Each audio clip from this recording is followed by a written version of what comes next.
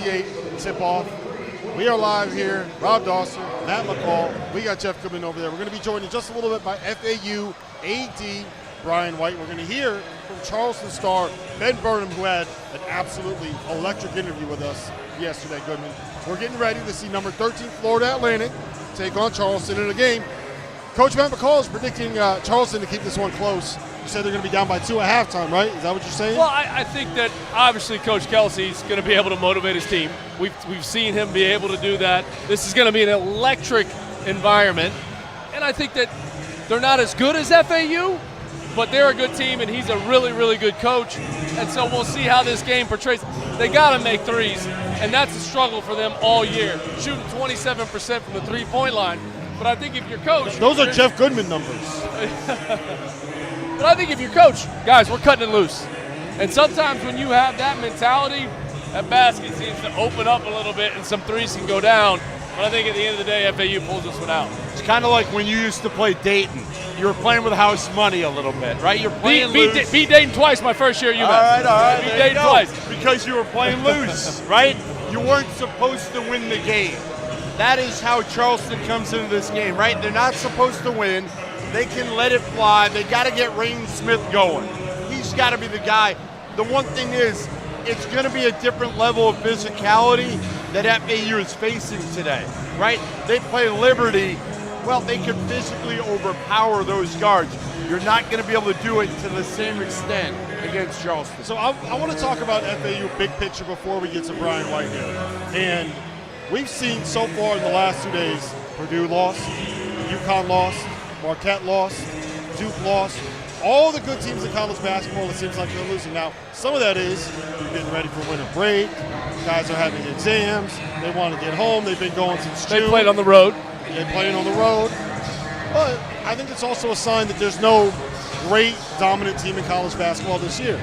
So, Goodman, I'm going to you first on this one. I know you love this FAU team. I do. Where do they stand in terms of the best teams in college basketball? Right? They're in the equation. And they're not in the equation. I was just talking to Nick Boyd, who's out, probably out for another week for FAU.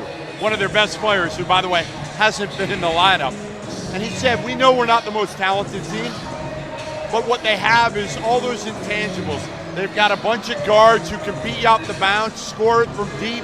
They've got a big now in Black Golden that can stand up to other bigs. He's gotten much better. Ultimately, what they have that I think a lot of other teams don't have or are trying to figure out, the chemistry. The chemistry. They have it. They have the chip in their shoulder, and they play for each other, and they're happy for each other. When a lot of these other teams, listen, when you're dealing with transfers, highly touted freshmen. How's it going for me? Yeah, of course. They want to get to the league. How's it going for me? I mean, I thought the other night was a prime example of that with John L. Davis. And we talked a lot about him in the post-game show, and he even came over in our post-game show. He put our on. We saw him at dinner. He couldn't have been happier. And you're talking about a guy that's on draft boards that's going to have a chance and a shot to play at the next level, and he went 0 for 7. And he was happy because his team won and his teammates played well. It's just, and here's the other piece too.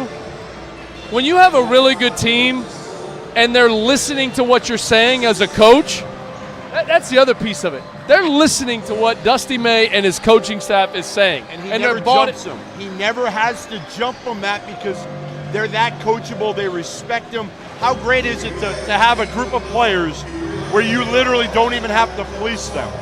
Yeah, I saw it a little bit in 06 and 07 with Noah Horford Brewer, Torian Green, Walter Hodge, Lee Humphrey. It was a similar feeling. Listen, that team won back-to-back national championships. We talked about it the other day.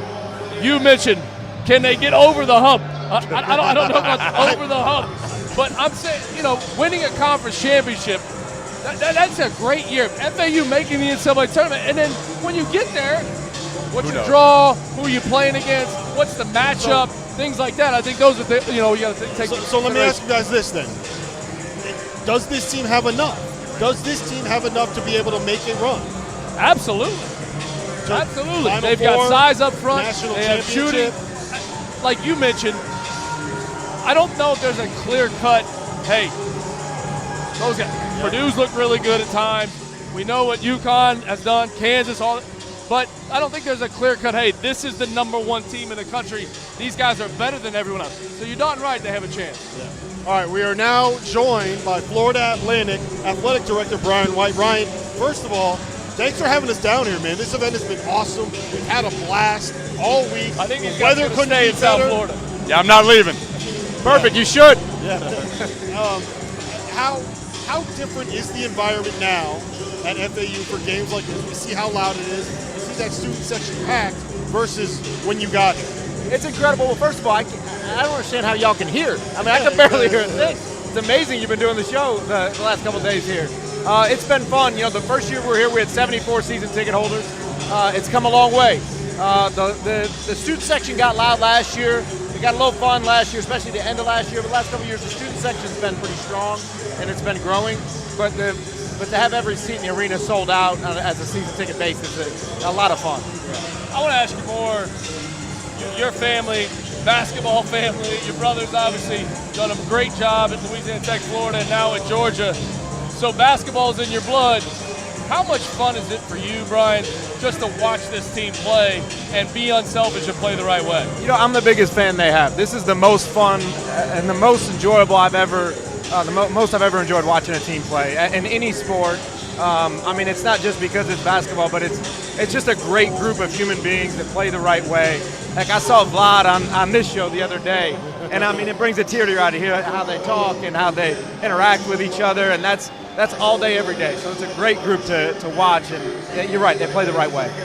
So when you hired Dusty, I remember thinking to myself, I'm like, all right, this is just a Mike White hire, right? This is just Mike because he's your brother. He told you, hey, this is the guy you should hire, and you hired him. Obviously a home run hire. How well did you know him at that point? How much did you rely on your brother? And what did you see out of him? Because again, like, there's no better dude than, well, your brother and Dusty. I mean, they're very similar. 100%. You know, we had worked together. We'd all worked together at Louisiana Tech, so I knew him really well. I mean, Dusty and Anna were at our wedding, Paige and I's wedding. I mean, we've known him a long time. But I've been an AD a week. It's a pretty big hire for me, my first big hire. So you don't take these decisions lightly. So as much as I felt like that was a no-brainer from the beginning, I did talk to a lot of people. I talked to a lot of coaches I knew and trusted, and resources. And obviously, my brother, felt pretty strong about Dusty from the beginning. But I wanted to make sure I didn't overweigh that decision, and it worked out really well. Unbelievable. I mean, really, what are the qualities that make him so good? You've been around a lot of coaches. What is it that separates Dusty from a lot of other coaches? I'd say he's unique in that he has a balance of everything. He's as attention detailed and as hard-working and as much of a grinder as anyone I've ever been around. But he's also somebody that every day when you see him, he's got a positive attitude and he's got a lot of energy, so people gravitate towards him. And you also see the player relationships, between the former players at Florida we've had come visit. Some are on our staff, between the former players at Louisiana Tech. I mean, he's a huge player development guy at Louisiana Tech. He was in the gym each and every day. So you combine those things, a tactician that loves to work, a great player development guy, a great relationship person, someone that everybody wants to be around. I mean, I just think he's an elite, talented human being. You were able to keep Dusty after making a run to the Final Four. I'm sure there were some sleepless nights there before you were able to get the ink dried on that contract, the extension. Yes. I missed a little bit there because of this, mostly the video board noise at this point. No, we were thrilled to be able to keep him. Obviously, that was number one priority right after the year. And the best part about it is Dusty wanted to be here. He's very proud of what he's built. It wasn't, and it was a conversation we started in October or November of last year, and many people focus on the extension this year. But we've extended and given Dusty a fresh 5 every year he's been here. He's got an extension and a raise. We believed in him from the beginning. And this year, the 10 years, is we wanted to show how we want to have him here for the long haul. And I know he's very happy here. He's a guy, too, that when you talk to a lot of college coaches, everybody complains about transfer portal and NIL. And even as an athletic director, you've had to adjust to how college athletics is now. He doesn't complain ever. He really doesn't. No, and there's no value in it. And And it almost helps you as in my role. You got it's a reminder, and I think that mindset of don't see this as a challenge, as a negative thing. It is what it is. It's a new world. Let's adapt. Let's be flexible. And he's had a great mentality and great mindset. It's how he coaches, and it's how you want your players to play. He set a bad example. I think he saves all his complaints for his wife, maybe. I mean, listen. This team, I will tell you this, being here the last 3 days, and I spent time around them last year as well, they're about as fun to watch and be around as any group I've ever been around in college basketball. Ever. I could not agree more. I mean, because they're like all business when they need to be, but they have fun. Their chemistry sets them apart. Their unselfishness, we've talked about it really ad nauseum the last few days. I mean, look at Janelle Davis, 2 points. And if you had seen him after the game the other night, you would have thought he went for 32. He's smiling. He's out there after the game. Happy for Vlad. Happy for everybody else. Elijah back healthy. To me, when you see this group, does that surprise you more than anything else? The chemistry of all these guys in a day and age where kids so much are about getting their own. Absolutely. I think that's probably the most unique thing about this group. And small examples, we all see them when they play, but you come to the women's games here, and they're all here. They like to hang out. They're good friends, and because they're such good friends, they can hold each other accountable. They coach each other sometimes too much, but they're able to get onto each other and hold each other accountable, and they love each other, and that shows. All right, my last one. I got one more for him. Goodman loves Charleston. I'm not just saying the team. Coach Kelsey is a great coach, great program. But he loves the city of Charleston. And he made the case the other night that they have better restaurants in Charleston than in South Florida. And I told him he's not going to the right place. So what's your favorite place to go eat in Boca? So Goodman will go and we'll know that this is a better place. I got 3 young kids. I got to go where my kids are acceptable. So I would be lying. Everyone that knows you don't go to any high-level places? Knows that our favorite spot is a local pizza place we can walk to called Pizza Time. We love it. Everyone that knows me knows that. My favorite place that I would recommend, Luff's Fish House is very good. There's a lot of really high-end restaurants in town that I'd recommend. Listen, this event has been unbelievable for us. What has it meant to you guys to get Charleston, to get Liberty here? 3 really good mid-majors. You're playing here this year. Next year we go to Charleston, our city. Then we go to Liberty. Your city. My city. It's been a lot. It's been a lot for the program. I appreciate you guys being here. It's great to see the social media and the podcast online, right here in this arena that's come a long way. We got a long ways to go for the arena to expand it and do everything else here. But it's been a lot for the program to have a tournament like this at this caliber and be on the national stage right here in Boca Raton. Well, listen, Brian, we appreciate you coming down and hanging out with us. We appreciate you getting us down here. I'm so glad that we were able to make this happen. I'm so glad that we made the Field of 68 tip-off a thing, and I can't wait. 2 more years, man. 2 more years of this. It's going to be awesome. Listen, we have an interview coming up with Ben Burnham from Charleston, leading scorer last night, best player on that team. One of the most entertaining interviews we've done all season long to date. Let's hear from Ben now. Now let me welcome on to the Field of 68 after dark, Ben Burnham, fresh off of an 18-point performance here as Charleston landed a win over Liberty on the second game of the Field of 68 tip-off. Ben, you guys start off the season 3-3. How's it feel to be able to come down here and get this win? I mean, this is a great Liberty team. I'm just proud of my. This is a great Liberty team, and I'm just proud of my guys for getting it done today. Your role is completely different than when I saw you last year and all of last season. Obviously, you lost a ton, and I don't know if people realize how much you lost from last year's team. Mm-hmm. People are expecting you to just come in, pick up where you left off. How has it been to try to figure everybody out right now and where guys want the ball, the point guards that are different? You guys just had it last year where it was like clicking. Yeah. I mean, it takes time to click as a team, and I think now's the time that we're really doing that, and it took us a couple games, but I think we got it going now. I just want to know, you were shooting 24% from 3 coming to the game, Ben. Really? I don't want to – yeah, I think so. I think it was low. Am I wrong? No, you're right. 2 for 4 tonight, though. You are a really good shooter. Was it your whole team, it was kind of contagious early. You guys Yeah. could not make shots from threes, and you're a good shooting team. What, just wasn't falling, or? Yeah, I think just wasn't falling, and all you can do is keep shooting them, and they'll eventually go in. That's my philosophy. So you guys lost 3 in a row at Myrtle Beach. Turn around, you get a win at Coastal Carolina. You get a win at Kent State. You come down here and you pick up a win over a good Liberty team. What's kind of clicked? How have you guys been able to kind of get this thing going a little bit? I think one thing is, like Jeff said, making shots.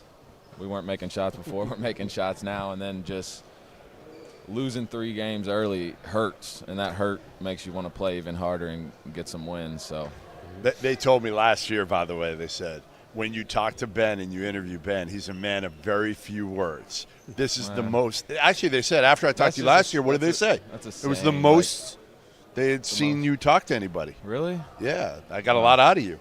You're even better this year. Really? I think they just say that because they think I'm, like, weird or something. You are not weird. You're smart. I think you're actually the smartest dude on the team. Wow. I will Thank you. say that. Thank you. Tomorrow night, you get FAU. I mean, I don't know how much you watched them. I saw them last night against Liberty. They looked like the Final Four team from a year. They returned to everybody. They've got so many good players on this team. How do you – and I know you haven't even looked at tape or anything yet.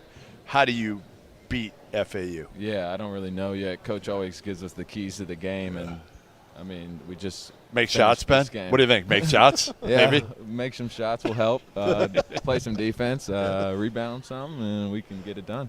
You guys are tough, though. I mean, that's the one thing that I think still translates to this program, right? Yep. Like, you're going to fight. I mean, even at the end of the game there, one of Liberty's players was going in for the dunk, and it was like, we're not giving him anything. Yeah. 2 of your guys just went after him. How much I think is one that? of them was me. It was you. I didn't want to give you credit there, but yeah. You did. You went after him, and I think you both got him pretty hard there. Yeah. But how much of it is a staple of this program that no matter who's going to be in this uniform, that when as long as Kelsey's coaching them, you guys are going to play hard and physical? I think it's just something Coach Kelsey instills in us. Like, if we're not being tough, he's going to let us know, and you don't want to get let known by him that you're not. No, you don't want tough. him in your face? Yeah. Which, happens, doesn't it? The intensity's still there? Has Definitely. it wavered at all? No. From Kels? No, not at Same all. Kels? Same Kels. So, Ben, this guy, for a good 4 months out of the year, reminds us on every single show that we do that he's going to go and spend some time in Charleston, and he's heading down to Say Charleston. our city. And Even it's though I don't our live there city. full time, I still call it our city. Is that okay? I need honesty I'll out give of you you. I'll give you the our city pass. See? Look at that. I need honesty out of you. Are you tired of him? Like, are you You a little miss bit me. sick of this Ben, guy being down there? Admit it, you miss me. Yeah, I'd say I miss him. Being around. How old are you, Ben? 21. So we're able to go out. We can hit King Street Here we go. I a mean, little bit. Yeah, if you're paying. Wait, you don't have an NIL deal? Nah, Nothing. you can be my. I deal will. Going out. All right. You got a deal. Burnham, You got a deal. 18 We'll points. go to Halls first, and then we'll go out. How's that? That's what, Good hey, dinner? look, he just scored 18 in the field of 68 tip-off. I know there's a lot of people in Charleston watching this right now. Hook my guy up. He needs a deal. Ben Burnham, right. field of 68 tip-off. Thank you. That was Ben Burnham, one of the more entertaining interviews we've ever done on the field of 68. Dry sense of humor. I was cracking up. I was laughing. You'd love this, McCall. All right, we got about 6 minutes until tip-off here at the field of 68 tip-off. What does Charleston have to do to go into this building and beat FAU tonight? Well, I don't think that they can turn the ball over. 81 assists to 78 turnovers on the year for Charleston. They just can't give FAU points. We saw it the other night. When they can get turnovers and get out on the break, that's when FAU's at their best. They're electric. This crowd will be into the game. I think the biggest key for Charleston is they got to take care of the basketball. And losing Ryan Larson from last year, that's been the biggest adjustment for this team right now. Figuring out point guard play, taking care of the ball. I think, again, they're going to match the physicality to the best of their ability. But ultimately, can they withstand the pressure that FAU's guards can continue to throw at them? I don't think so. I think it'll be close for a half, Rob. And then I think second You half. just stole McCall's prediction. Stole it. Oh, I'm so Stole it. creative. I'm going to say exactly what Matt McCall said. But we said the other night in the Liberty game, Liberty had to make threes to beat them. And I don't think we gave FAU's defense enough credit in that game. Liberty didn't make threes because they didn't have threes to make. There was the space was closed down so much by FAU's defense. So we'll see how Pat Kelsey tries to move the floor because I do think they got to make some threes too. All right, give me a prediction. I say FAU by 15. He stole my prediction. He always does. That's all he's doing. He's That's stealing what my he does. prediction. Because I know what you're thinking. All right. Since you guys don't want to be the one to do it, I'll be the one to do it. Charleston, victory. Coming into this building, coming into Illinois or Baldwin Arena and picking up the win. We're about to tip off here. Field of 68 tip off. Charleston, FAU. I'm ready for it.